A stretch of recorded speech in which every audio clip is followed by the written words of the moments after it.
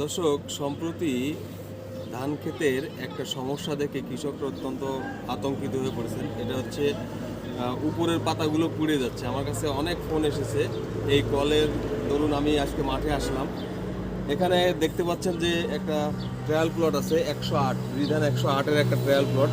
এই ট্রায়াল প্লটে দেখেন এই যে ধান গাছের পাতাগুলো দেখেন, এই যে পাতাগুলো একটু শুকিয়ে গেছে।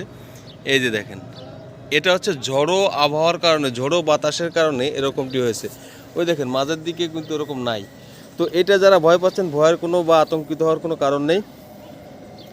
ব্লাস্টিন আছে, তারপর ব্যাকটোবান আছে, তারপর ব্যাকট্রল আছে। এই যে পাউডারগুলো, এই পাউডারগুলো 2 গ্রাম পার লিটার হারে যদি আপনারা ধানের জমিতে স্প্রে করেন, তাহলে এই রোগ দূরীভূত হয়ে যাবে। আতঙ্কিত হওয়ার কোনো কারণ নেই। আর কায়স্থর অবস্থায় চলে এসেছে, তারা অবশ্যই বিঘা প্রতি 5 কেজি হারে পটাশ উপরি প্রয়োগ করবেন। ধন্যবাদ সবাইকে, ভালো থাকবেন।